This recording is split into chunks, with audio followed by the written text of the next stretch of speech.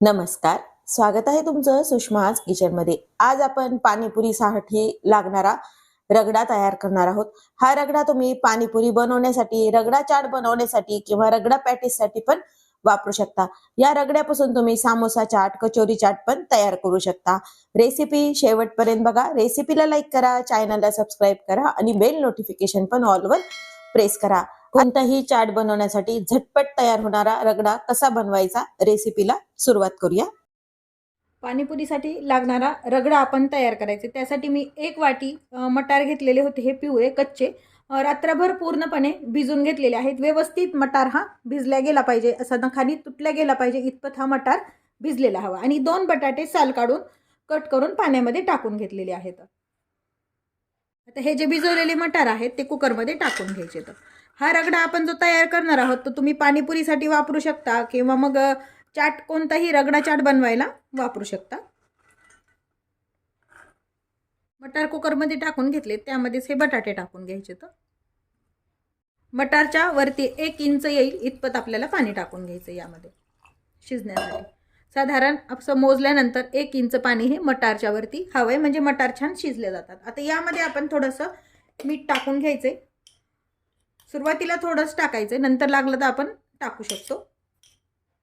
अर्धा चमचा हळद टाकून घ्यायची आणि मिक्स करायचं। कुकर मी गॅसवरती ठेवलेला आहे, गॅस सुरू केलेला आहे। आता यामध्ये आपल्याला थोडंसं 1 चमचाभर पेक्षाही अगदी थोडंसं तेल टाकून घ्यायचं, म्हणजे मटार छान शिजल्या जातात, जसं आपण डाळ वगैरे शिजायला टाकतो ना त्या पद्धतीनं। आणि कुकरचं आपल्याला झाकण लावून घ्यायचं आहे। कुकरची शिट्टी काढायची आणि कुकरचं हे नोझल असतं ना, यामध्ये थोडंसं तेल टाकायचं, म्हणजे जेव्हा आपण असं मोकळं काही शिजवतो ना त्यामधनं पाणी बाहेर येत नाही आणि कुकर आपलं खराब होत नाही। अगदी थोडंसं तेल टाकायचं नोझलमध्ये त्या, आणि ही शिट्टी जी आहे ती लावून घ्यायची याची। तसं तेल बाहेर आलंय ते पुसून घेते मी, मोठ्या चमच्याने टाकल्यामुळे झालं तसं। छोट्या चमच्याने जर टाकलं तर बिलकुल अजिबात बाहेर येत नाही। आणि मीडियम हीटवरती याच्या छान 4 ते 5 शिट्ट्या आपल्याला करून घ्यायच्यात। मटार शिजण्यापर्यंत आपल्याला हे शिजवून घ्यायचंय। कुकरच्या आपल्या 5 ते 6 शिट्ट्या झाल्यात, व्यवस्थित वाफ गेलेली आहे। कुकर उघडून पाहूया आणि एका चमच्याने पाहायचंय आपल्याला मटार हा शिजला गेला का नाही। ते अगदी मऊसर मटार हा शिजला गेला पाहिजे।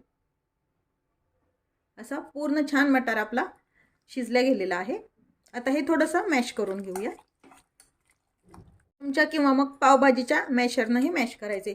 फार गाळ करून घ्यायचं नाही फार, आणि फार एखाद दुसरा मटार असं दाताखाली आलं पाहिजे इतपतच याला छान मॅश करून घ्यायचं आपल्याला।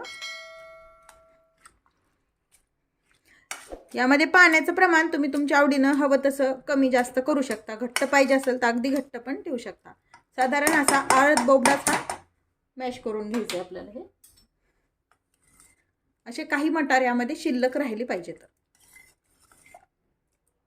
जसं जसं तुमचं जे मिश्रण आहे थंड होईल तसं तसं हा रगडा अगदी बाहेर जसा गाड्यावरती मिळतो ना तसा थंड होत जातो। आता यामध्ये काही मसाले ॲड करूया। मीठ आपण थोडं आधी घातलं होतं, फक्त टेस्ट बघायची आणि मिठाचं प्रमाण चेक करायचं। मीठ थोडं कमी वाटते, मीठ पण आपण यामध्ये टाकून घ्यायचं। चवीपुरतं मीठ टाकून घेतलंय थोडंसं मी अजून।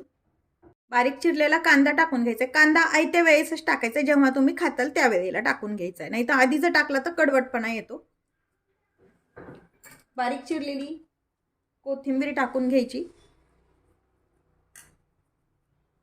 आणि आपण ज्या चटणीपासून पाणीपुरीची तिखट चटणी आणि गोड चटणी बनवली आहे ना, त्यातलं तिखट चटणीचं पाणी यामध्ये मी चटणी ही मी यामध्ये टाकून घ्यायची। तुम्ही घरी बनवलेलं जर पाणी असेल तर ते पण तुम्ही यामध्ये टाकून घेऊ शकता, म्हणजे वेगळा चाट मसाला वगैरे काही वापरायची गरज नाही। आणि थोडंसं गोड चटणी आणि छान मिक्स करून घ्यायचं। टेस्ट पाहूया, म्हणजे आंबट तिखटपणा कसा झालेला आहे यामध्ये। व्यवस्थित टेस्ट आली अगदी छान।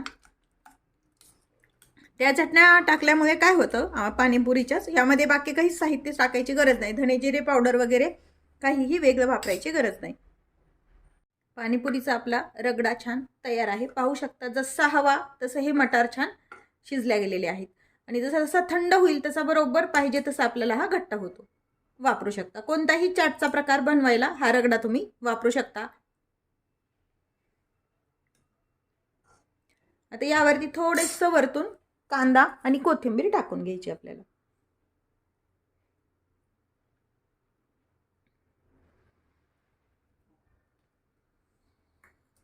तयार आहे आपला पाणीपुरीसाठी लागणारा चमचमीत असा रगडा. या पद्धतीनं पाणीपुरीचा रगडा नक्की करून पहा. तसेच रेसिपीला लाईक करा, चॅनलला सबस्क्राईब करा आणि बेल नोटिफिकेशन पण ऑलवर प्रेस करा.